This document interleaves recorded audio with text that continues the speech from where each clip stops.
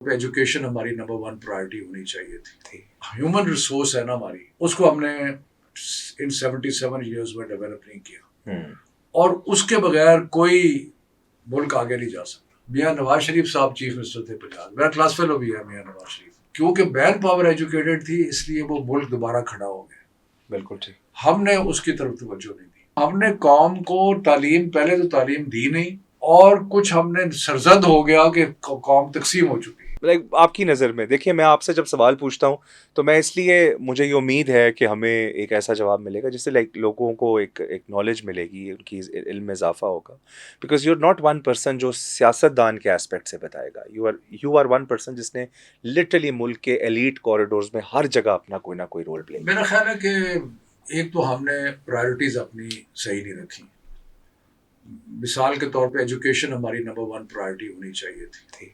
اس وقت 75 سال 70 سال ہو گئے ہیں پاکستان کی آزادی کو، تو ہمارا لٹریسی ریٹ کہتے ہیں 60% ہے، 65% ہے، اور وہ لٹریسی کی ڈیفینیشن ہے جو لوگ اپنا نام لکھ سکتے ہیں. اس وقت ہماری لٹریسی ریٹ ہونی چاہیے تھی 80%، 90%. بالکل ٹھیک. ہمیں ایجوکیشن کے اندر، اور ایجوکیشن کے اندر خاص طور پہ اسکلس کے اوپر ہمیں توجہ دینی چاہیے تھی. بالکل. ہر کوئی بندہ ماسٹرز نہیں کرتا، ہر کوئی بندہ ہائر ایجوکیشن نہیں کرتا. یہ خواہ ہائر ایجوکیشن کرنے کا بھی کوئی فائدہ نہیں ہے. تو ہم ایک اسکلس کا انوائرمنٹ کریٹ کرتے، جو ہم نے کوشش کی اپنے 3.5 سال میں. بالکل صحیح.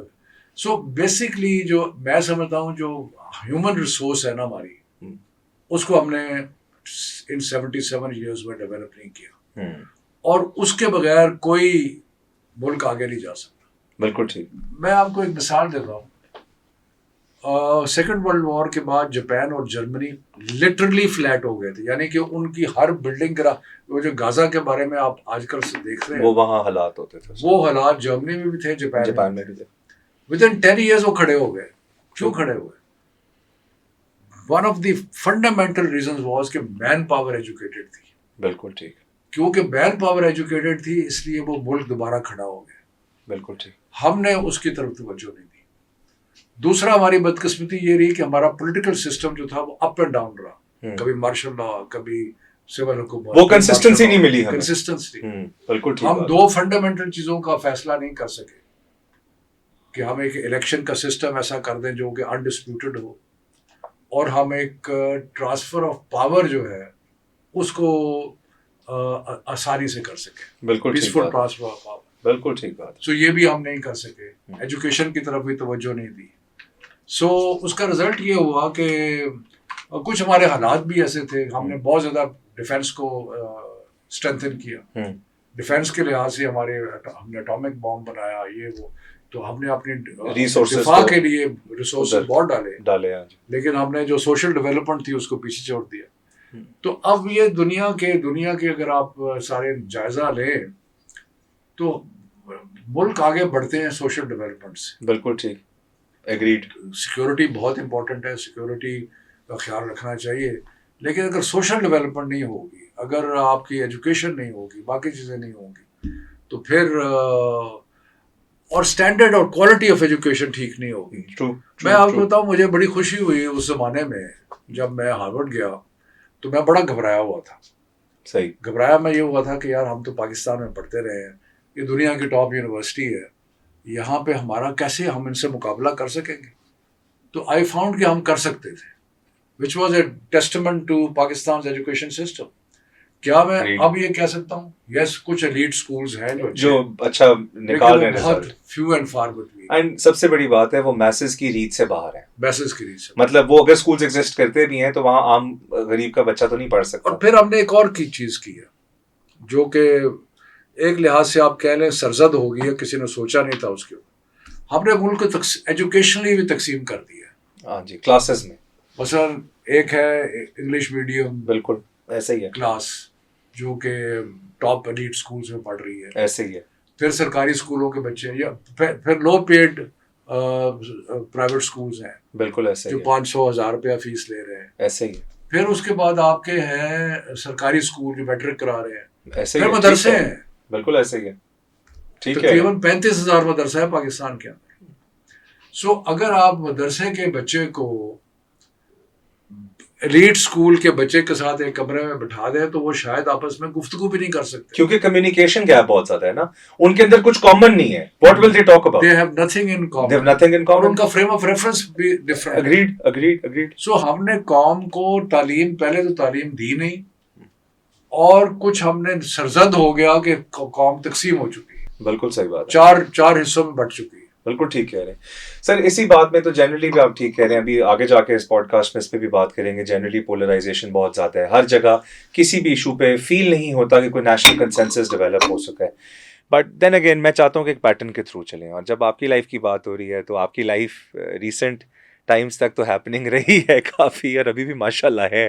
तो मैं जानना चाह रहा हूँ, ब्यूरोक्रेसी डेज में आपने क्यों डिसीजन लिया कि आपने एडमिनिस्ट्रेटिव सर्विसेज को अब खुद हाफिज करना है? मतलब मेरा एक जो ज़ाती तजर्बा है, जितने भी ब्यूरोक्रेट से बात होती है, वो कहते हैं कि जी चंगी सर्विस है वो शुरू ही डीसी बनन तो बाद होती है. सही बात है, क्योंकि मैंने वो जो टफ पीरियड था वो तो काट लिया पीरियड था, मुख्तलिफ छोटी छोटी जगह पे जाके रहे, ऐसे ही डेरा गाजी खान में 1.5 साल रहा, और उस टाइम पे उसके बाद गुजरांवाला ये दो चीजें आप कह रहे हैं. एक तो ये था कि मुझे शौक था पॉलिटिक्स का.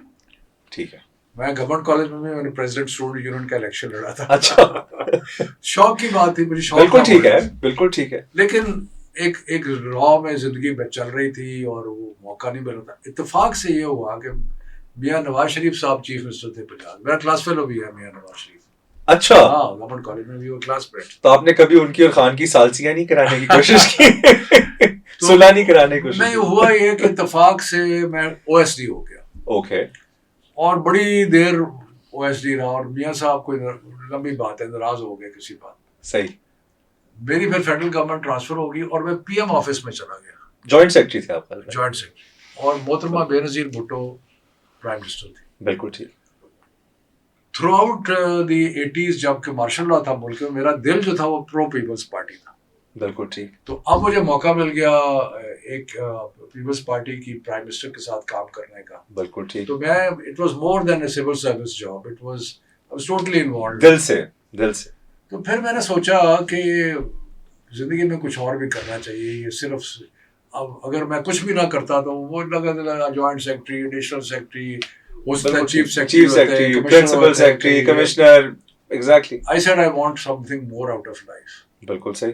तो उसके लिए मेरी फैमिली ने बड़ा अपोज किया पॉलिटिक्स के डिसीजन को. और मेनली आपने 1990 में रिजाइन किया. मैं पीपल्स, मोहतरमा बेनजीर ने अपना पॉलिटिकल सेक्रेटरी बनाया. शी वाज ऐसे ही एक महीने में छुट्टी हो गई. स्पोक्स पर्सन भी थे आप पीपल्स पार्टी के टाइम पे. फिर हम अपोजिशन में चले गए. बिल्कुल सही. 3 साल अपोजिशन में रहे. बिल्कुल सही. फिर गवर्नमेंट में आ गए. फिर मैं सेनेटर हो गया. सेनेटर आप इस्लामाबाद से? जी इस्लामाबाद से. 6 years का टेन्योर था, and गालिबन it was from 94 to 2000. वो बीच में मार्शल लॉ आ गया.